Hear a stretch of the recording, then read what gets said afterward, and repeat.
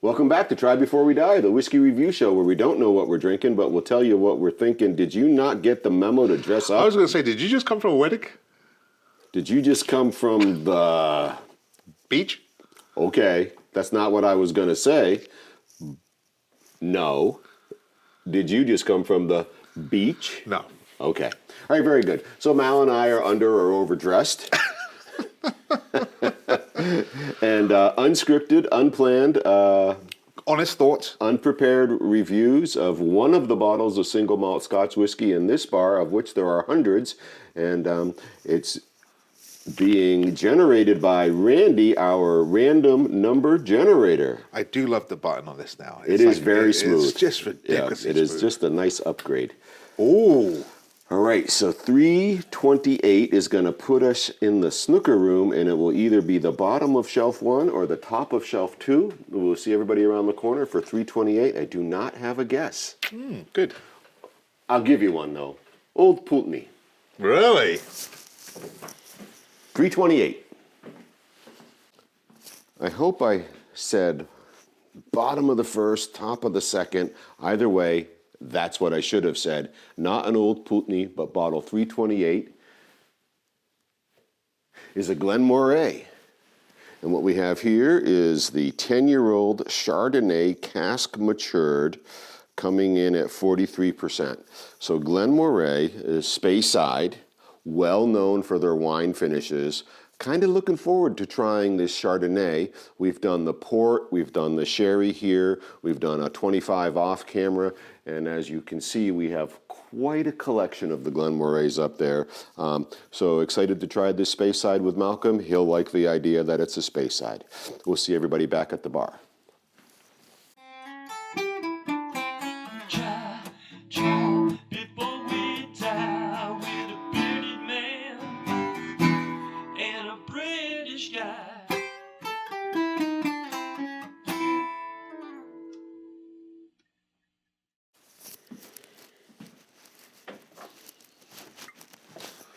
Hey Mel. All right, Cole. I'm back. A Glen Moray. A Glen Moray. A wine finish. This is the eel of whiskey. The eel? The eel. Slippery? Moray.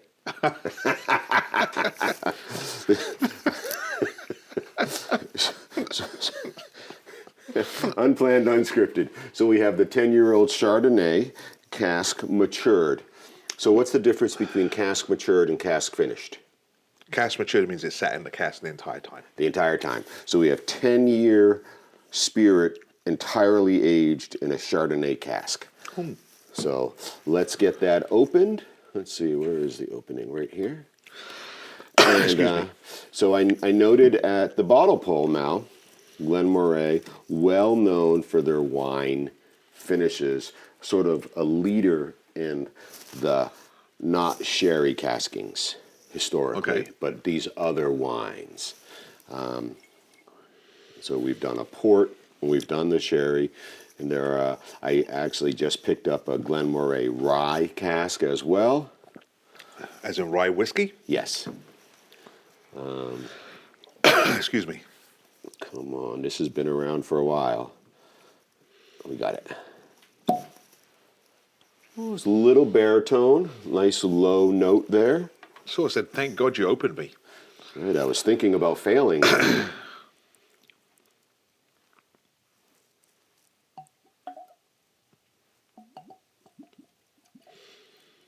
right. Let's see, and we're just going to quickly get those capped now. Let's see if we have any coloration or chill filtration statements.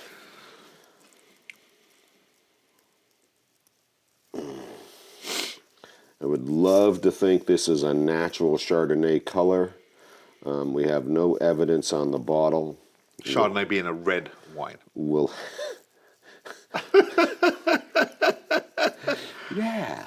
What he And the said, reason I say that, and it is tongue in cheek. Yeah. Because you look at this. There's a Auburn Correct.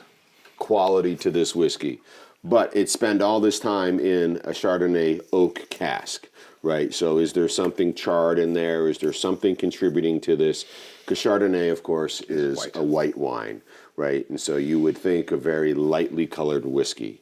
And so it'd be interesting to think if Glen Moray's marketing department thought they had to darken the product To make it look like a whiskey. for sales purposes, Correct. even though we might be anticipating something light and fruity, for two reasons. One, Chardonnay. Two, Speyside. correct. Right. Absolutely. Glen Moray, and we've talked about this in the past, pursued some of these wine finishes in an effort to sort of corner the lunch whiskey market. Oh, that's right. I do vaguely remember this. Whiskey for ladies, whiskey with salad. Yeah. Right? And not in a sexist kind of way, but in a, essentially, there are just a few different populations on this planet, and so we want to try and please all the markets, and they were after trying to corner a market share that wasn't traditionally sought after. The traditional whiskey market share was in the evening, cigar smoke-filled rooms, gentlemen in waistcoats, and closing the deal. Perhaps looking a little more like me than you. Yeah, okay. Yeah. And I want to just throw this out for this episode. I have a cheese that's stuck in the back of my throat. Are you okay?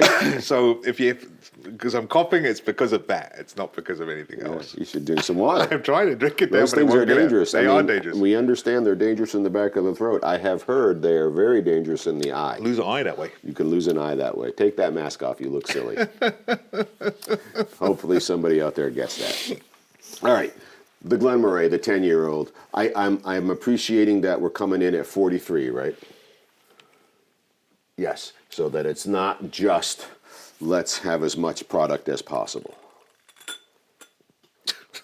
Wow, I gave you the good one, didn't I? You did give me the good one. Yeah. That'll make appreciate up that. for another time at some point. Oh, for sure it will. All right, so I agree with you, Mal. There is an element of auburn or red Yep. or rust, something going on here that isn't just Very deep classic color. Chardonnay. Yeah. Right? Again, I like to use that. This is what I think a whiskey should look like. Is Right. that I'm going to the Western bar and I'm asking for a drink, and this is what I'm getting. Right. And again, that's that conundrum of is E150A added to this, that caramelization that doesn't affect flavor. And if it is, it's purely a marketing ploy. And if it isn't, that's a wonderful color to have come from 10 years in a Chardonnay barrel. We'll try to find out, everybody, as regards that. Any other thoughts on color, Mal? No, I like that auburn, dark auburn. I mean, it really is a rich color. Right. I want to say it again. I spend times in whiskey shops. I spend times in online auctions pursuing these things. I know the team here also does some of that. And I am paying more and more attention to color statements in particular because I really just like that natural aspect. And I'm not sure I could ever tell you that I know what E150A tastes like, but I just like to appreciate a product for what it is, not a product that was created. That said, I've had plenty of E150A whiskeys, I'm sure, that were delicious, and I'm sure I'll have more in the future. Okay, nosing. All right, winey right off the top. Without a doubt. Very sharp wine. If I didn't know better, I would say this was a wine, not a scotch. Right, right. The nosing betrays the color. Because I'm not getting any of that sort of like, oh, alcohol, oh, Right. peat, oh, brine, oh, cherry. Right. What I'm getting is like, oh, this is a wine. White wine. You've got some nice legs as you tip your glass. I don't know if I've got some too. Right through here. No, not really. I can see Oh, them. yeah, okay. Yeah. Yeah, you have like this like layered. Right, and effect you that's have the starting same thing when your glass is tipped like this when you go for your nosing. Yes, exactly. All right, beyond the wine.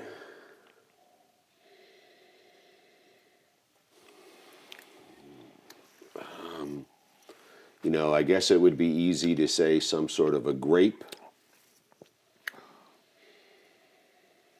You know, I think of I don't know about your childhood. It was in a different country. White grape juice. Here we had Welch's. Welch's. Yes, yes. I remember was never really my favorite.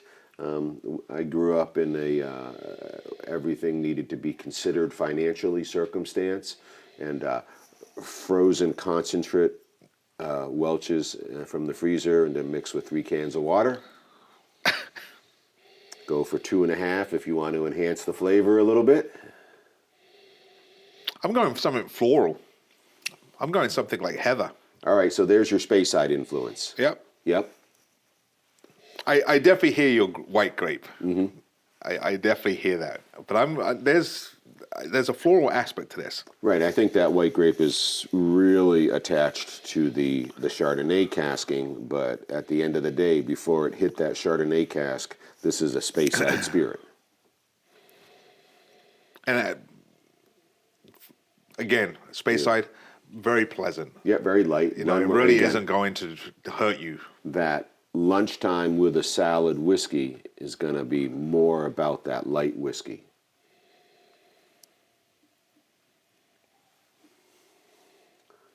And I'm actually going to turn that around and say that this feels more like a dessert whiskey. On the nose. On the nose. Because of sweetness? Because of the sweetness, because of the pleasantness of it. Yeah. It's not punchy at all. Nope. And what did we say, 43? 43. So just into the area where that sweet spot. Yep. The likelihood of chill filtered is high because once you hit the 46, the likelihood is low. We will see non-chill filtered at the lower ABVs, but exclusively in the lower ABVs as well. Cheers. Glen Moray Chardonnay Cask, Now, 10-year-old. Before you age take statement. a sip, so I don't really know what a Chardonnay tastes like. Okay. I take it you do. If my wife were here, she could tell us a little bit more. I would declare a Chardonnay to be a slightly sharp white wine. Okay. Yep. Crisp. All right. Okay.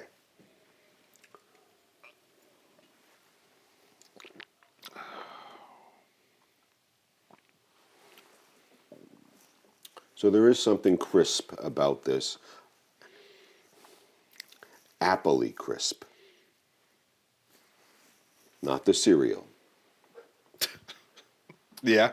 but green appley crisp. Yeah. Granny refreshing. Smith crisp. There was something very refreshing with that first sip. Yeah, it summertime Yep. with a salad, middle of the day.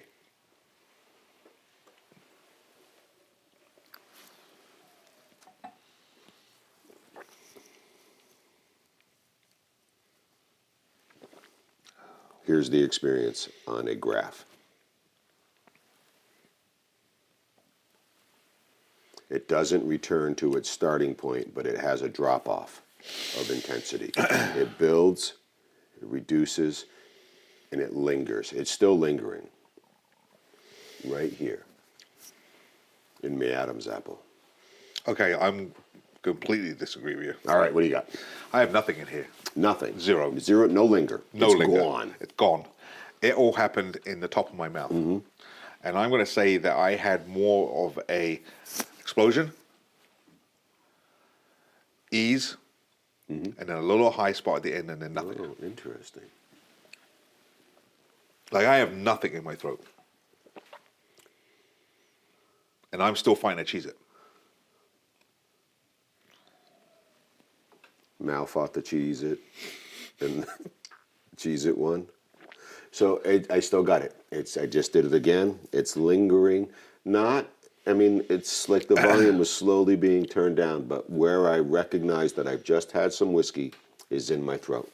Nope. This is all in my mouth. All in your mouth. All in my mouth. None in my mouth. All in my throat.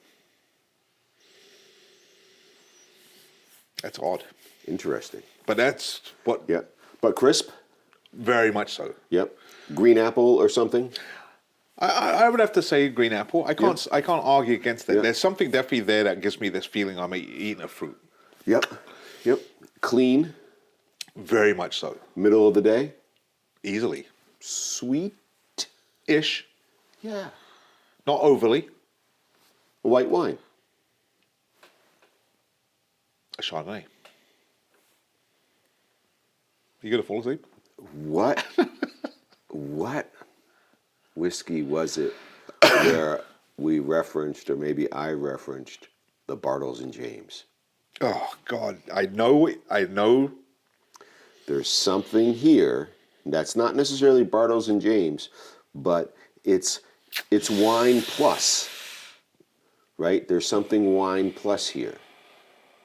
It is. You could sit on the porch in the rocking chair with this in the day, What was that? eating some cheese and crackers, which are the wine pairing. So like a wine cooler, I but know, not a I wine cooler. hate to Yeah, I say know you. that, I know you right, hate to say right. it. But it, But that easy going. You're Right. not a wine. You're not a soda. You're like some sort of alcohol base that's trying very hard to be something that's that's trying to give you this experience plus. okay. I do like the fact that you take it. We're stepping this down. I do like that fact. I do like the. This is not a wine, Wine but it could be. influence. But it could be because the influence is there. And that's interesting because, like I said, and it's weird that we both have these different experiences because mine is all in my mouth. The cheese works really well with this whiskey, which doesn't surprise me because wine and cheese are classic pairings. Works really well. We'll be curious, since Mal and I are having some different experiences here with some similarities, where Mal lands with this cheese, which is a Vermont cheddar. Relatively creamy Vermont cheddar.